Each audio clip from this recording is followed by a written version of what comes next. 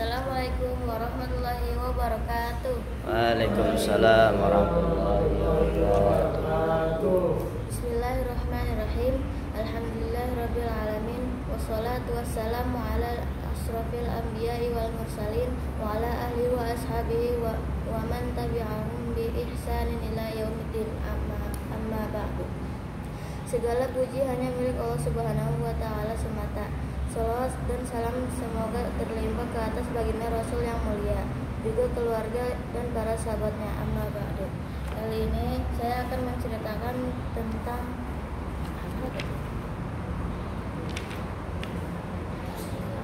Ibnu Abbas radhiyallahu anhuma menuntut ilmu dari sahabat Ansar. Abdullah bin Abbas radhiyallahu anhu bercerita, setelah wafatnya baginda Rasulullah Shallallahu Alaihi Wasallam, aku berkata kepada seorang Ansar, baginda Nabi Shallallahu Alaihi Wasallam telah meninggalkan kita, tetapi banyak sahabat yang masih hidup di antara kita. Mari kita temui mereka untuk bertanya dan menghafalkan kembali masalah-masalah agama. Sahabat Ansar tersebut berkata, apakah orang-orang akan datang menanyakan masalah agama kepadamu, padahal banyak sahabat yang masih hidup? Singkatnya, sahabat Ansar tadi tidak bersedia. Saya pun terus mencari-cari ilmu masail. Seseorang yang aku ketahui bahwa dia mendengar suatu hadis dari baginda Rasulullah Shallallahu Alaihi Wasallam. Aku langsung mendatangi dia dan menanyakannya. Aku mendapatkan khazanah ilmu yang sangat banyak dari kaum Ansar. Sebagai sahabat yang aku datangi, jika aku tahu dia sedang tidur, maka aku menghamparkan kain untuk duduk di samping pintu rumahnya. Walaupun wajah dan tubuhku kotor oleh debu yang dihembuskan angin, aku tetap menunggu. Setelah ia bangun, aku menyampaikan apa yang hendak aku ketahui. Beliau berkata, engkau adalah sepupu baginda Rasulullah Shallallahu Alaihi Wasallam. Mengapa engkau menyusahkan diri? Seharusnya engkau memanggilku saja. Aku menjawab, aku sedang menuntut ilmu, jadi akulah yang lebih berhak mendatangimu. Sebagian sahabat yang terbangun dari tidurnya setelah aku datangi, dia bertanya, sejak kapan engkau duduk dan menungguku? Aku menjawab, cukup lama. Ia berkata, engkau telah membuat sesuatu yang tidak layak. Mengapa tidak memberitahu sebelumnya? Aku menjawab, hatiku tidak ingin hajatmu tertunda karena kepentinganku. Aku pun terus mempelajari ilmu darinya, hingga suatu ketika banyak orang yang belajar ilmu dariku. Sahabat Ansar tadi baru menyadari dan menyesal seraya berkata, anak itu ternyata lebih cerdas daripada kita. Sekian Faedahnya belum. Itulah sebabnya Abdullah bin Abbas radhiyallahu anhuma dijuluki Hibrul Ummah, Pakat Umat, dan Bahrul Ilmi, Samudra Ilmu pada masanya. Ketika ia wafat di Taif, seorang yang mengimami sholat jenazahnya adalah Muhammad rahmatullah alaihi, anak laki-laki Ali bin Abu Thalib radhiyallahu anhu. Ia juga berkata, Imam Rabbani umat ini telah meninggalkan kita. Abdullah bin Umar radhiyallahu anhuma berkata, orang yang paling istimewa yang mengetahui asbabun nuzul adalah Abdullah bin Abbas radhiyallahu anhuma. Umar radhiyallahu anhu telah mendapatkan Abdullah bin Abbas radhiyallahu anhuma di jajaran para ulama terkemuka. Inilah hasil pengorbanan dari kesungguhan Ibnu Abbas radhiyallahu anhuma dalam mencari ilmu. Seandainya ia hanya mengandalkan hubungan kerabat dengan baginda Nabi Shallallahu Alaihi Wasallam, tentu ia tidak akan mencapai derajat seperti itu. Baginda Rasulullah Shallallahu Alaihi Wasallam bersabda, apabila kalian belajar ilmu dari seseorang, hendaklah berrendah hati kepadanya. Imam Bukhari rahmatullah alaihi meriwayatkan dari Mujahid rahmatullah alaihi bahwa barang siapa malu dan sombong dalam mencari ilmu, maka ia tidak akan mendapatkan ilmu tersebut. Ali radhiyallahu anhu berkata, siapa saja yang telah mengajarkan satu huruf kepadaku, maka aku adalah budaknya. Apakah dia membebaskanku atau menjualku? Yahya bin Katsir rahmatullah alaihi berkata, ilmu tidak dapat diperoleh dengan bermalas-malasan. Imam Syafi'i rahmatullah alaihi berkata, apabila seseorang belajar ilmu setengah hati dan merasa sudah cukup, maka ia tidak akan pernah berhasil. Tetapi orang yang belajar disertai tawadu dan mau bersusah payah, itulah orang yang akan berhasil. Mughirah rahmatullah alaihi berkata, kami begitu takut kepada guru kami, yaitu Ibrahim rahmatullah alaihi, seperti rasa takut kami. Yahya bin Ma'in rahmatullah alaihi adalah seorang muhaddis besar. Imam Bukhari rahmatullah alaihi pernah berkata mengenai dirinya, tidak ada orang yang dia muliakan melebihi dia memuliakan para muhaddis. Imam Abu Yusuf rahmatullah alaihi berkata, saya mendengar dari masyaikh, barang siapa tidak memuliakan guru, ia tidak akan berhasil.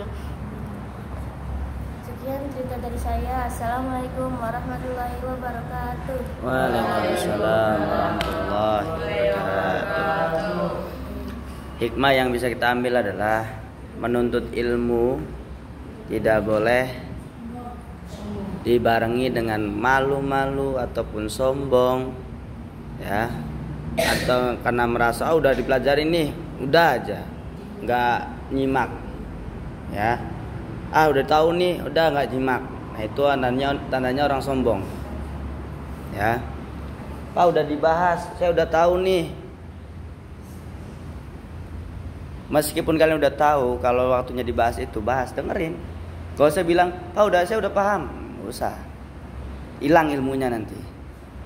Ya, meskipun kalian paham seketika itu ilmu yang kalian dapatkan, yang kalian maksud itu adalah kesombongan. Nah, maka ilmu yang kalian dapat itu akan hilang dengan secara langsung.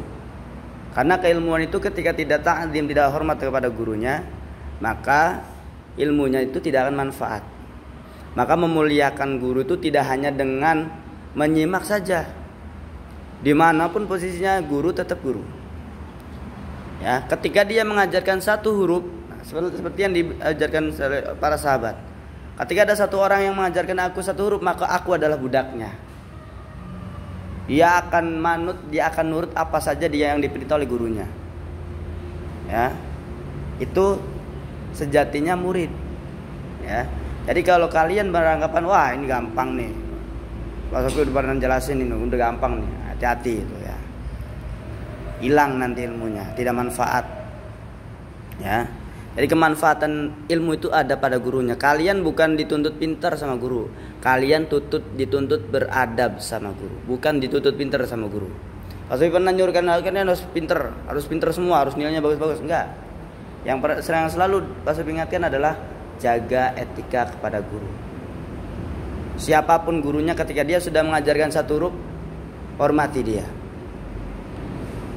Siapa guru yang paling dekat dengan kita? Orang tua kita.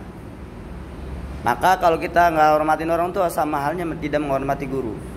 Karena orang tua adalah orang yang pertama mengajarkan kita tentang bagaimana cara berbicara, bagaimana cara berjalan, bagaimana cara kita mengingat kata bismillah, bagaimana kita bisa melangkah.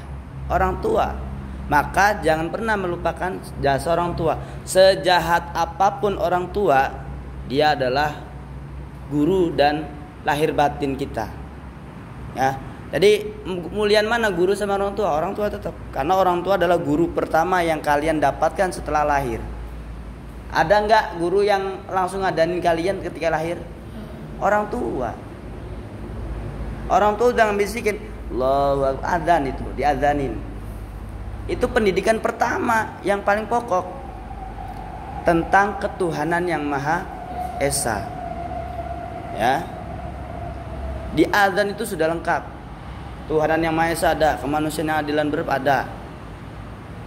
Ya, maka ketika kita dikumandangkan azan oleh orang tua kita, maka disitulah ikrar janji kita kepada orang tua kita, saya manut, saya siap taat kepada orang tua, saya siap menjadi budak orang tua. Kasarannya gitu ya. Mau disuruh apapun ikutin. Gak usah ngebantah dulu. Ikutin. Ketika sudah ada selesai apa yang diperintahkan, kalian apa? Ambil hikmahnya. Apa nih? pelajaran yang kita dapat hari ini dari orang tua itu ya, yang setiap hari sama kalian. Jadi masih pengen menyepelekan ilmu atau tidak? Kalau pengen ilmunya manfaat, hormati guru, hormati orang tua.